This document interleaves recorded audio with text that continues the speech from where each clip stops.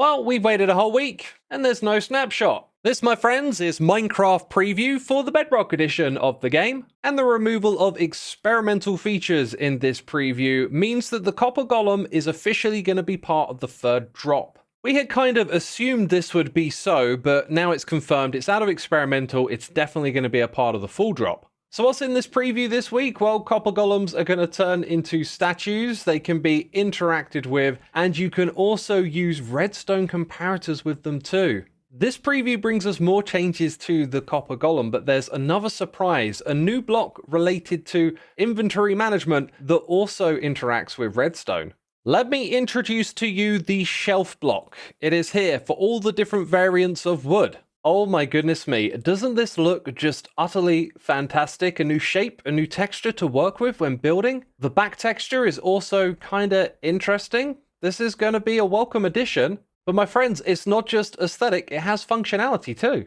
But first of all, we need to see the crafting recipe. Just take 6 of your stripped logs and put them at the top of the bottom. That will create 6 shelves. So what about interacting with the shelf? Well, we got some fancy retextured items that I put into each of these. Here you can store up to 3 stacks of items just by clicking on each of the 3 spaces. You will then store your items from your hotbar into the shelf. And if we want to take those items out, we just right click like so. When we've already got items in our inventory, we will simply directly swap them with what's in the shelf. Here's where things start to go to the next level. Something has changed about this shelf. Do you notice what it is? Because when I click on it now, all 3 of these items get swapped together. How cool is that? And it gets even cooler. This was done with the power of redstone. So if this shelf receives power from somewhere, like here, you'll see that its texture changes. The bars in front of it get removed. And these actually link up together. So it's when we change its redstone state that we get this functionality of being able to right click on it and swap these items. But now I'm going to right click from this side of the hotbar, and you can see it still swaps the ones on the right hand side. This is where we can probably all debate the rules of how this should or shouldn't work or what your preference would be. But Mojang have settled on this right-hand side of the hotbar approach, and as I said, it gets more powerful. Let's go ahead and drop some items into here, power it with redstone, and then go ahead and right-click. Oh, wait, maybe I have to click on this one? No? They are supposed to connect together, and I'll take a wild hunch and guess that they need to be the same type. So let's try that again. Connect them all together, right-click. Oh, look at that! We just swapped 6 slots in our hotbar. That's pretty impressive. I like that. So the next step is, of course, to throw in some more items, have 3 of these hooked up together, and just right-click on it anywhere and swap your entire hotbar in one go.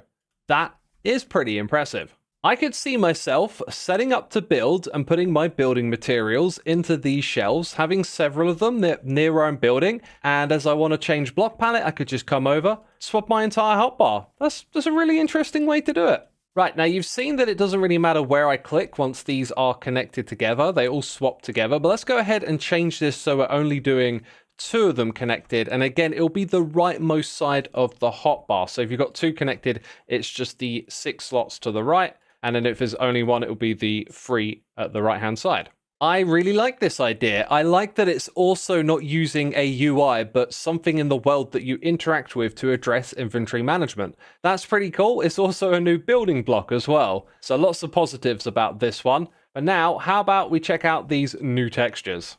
First of all, I'd like us to take a quick look at the classic vanilla textures because there's a little bit of a problem. These ones right here, they have the same shape, and that can be a really big problem if you're colorblind. And some of you out there use Vanilla Tweaks and know that they had a solution for this. This is the Unique Dyes resource pack, which gives those textures their own shape. I've really liked this for the longest time. And now Mojang have embraced the idea by redoing all of these textures. Some of them look pretty similar to their originals, and some of them have changed a fair bit. They've also got this little underline below it. It's like the dye is on a palette. But I will say, I don't think they've given these enough of a distinctive shape. They're very blobbish and similar to one another. And if you imagine that they're all grayscaled, you probably have a hard time guessing the difference between some of these at a glance. Also, putting the little palette on the underside makes them all a little bit more uniform as well. So I think they've gone in the right direction with this idea. It probably just needs a little bit more work. Now, before we get to the big changes with the Copper Golem, we got a few other copper-related changes in this preview. Hostile monsters now have a chance to spawn with copper armor equipped. They can also pick up copper weapons and armor too. And I have been flying around this world trying to get a feel for how often you'll see copper armor spawn on these things, but I haven't seen a single one yet. I've seen some gold, I've seen some leather. Maybe this is rare, but I haven't got all day. We'll probably have to wait until the Java edition comes around to get the exact numbers on that.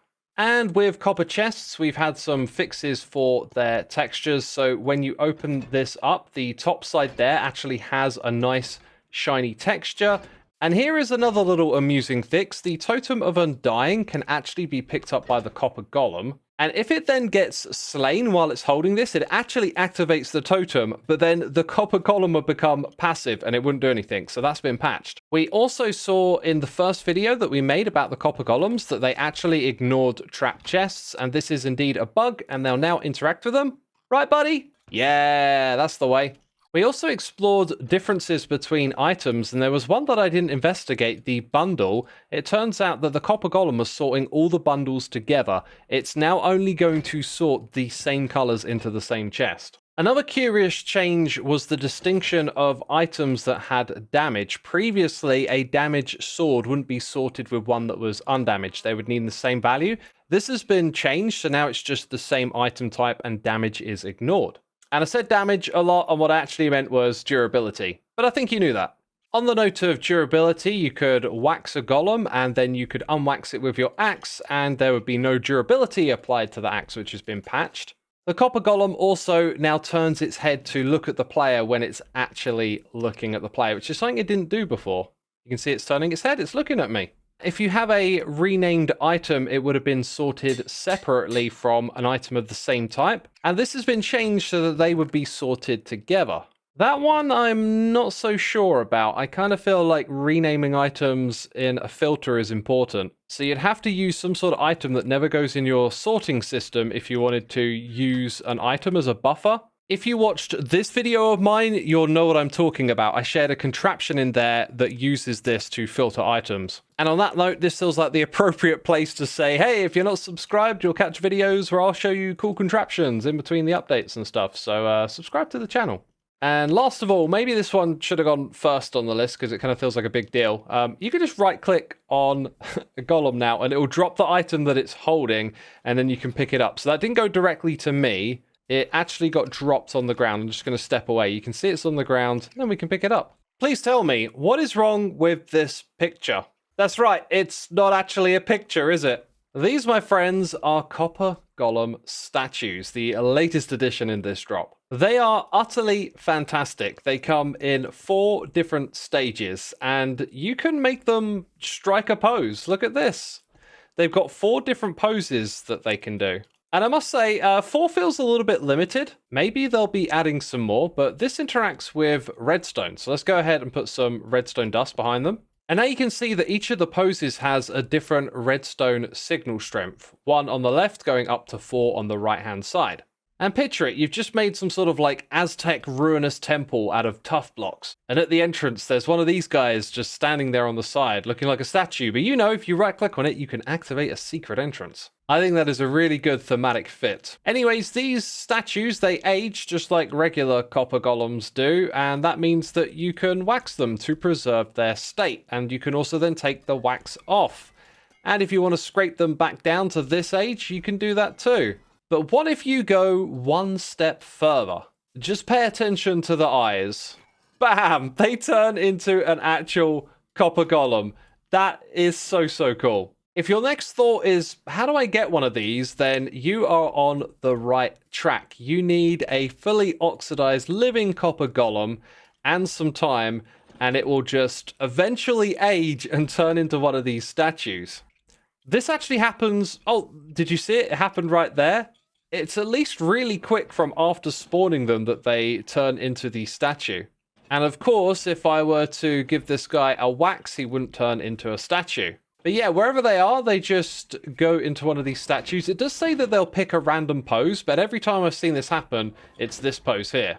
Now, we just got an entity to turn into a block, and I can't help but feel that might be exploited in some way. Pretty sure the redstone community will figure out some crazy cool use for that. But I think that's a Minecraft first, right? A mob that turns into a block. Anyways, if the golem is holding an item when it changes into a statue, it'll drop it onto the ground. And what happens if it's been named with a name tag? The changelog says that it'll keep its name. Okay, it's changed. I've actually got 2 of them here because we're going to conduct an experiment. So this one we're going to break. You can break it with an axe and pick it back up. I'm going to put it back down. And that time it got its random pose. Now I'm going to scrape it. Oh, and it's remembered its name. So it can go into the inventory. Interesting. And then this one will remember its name too.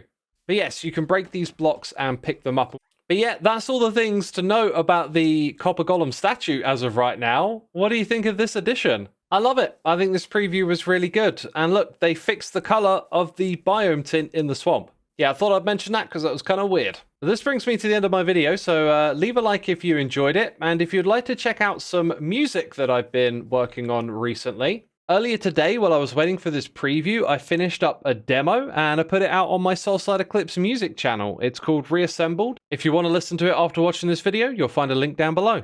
All right then, thanks for watching. I'll see you in the next one. Bye-bye.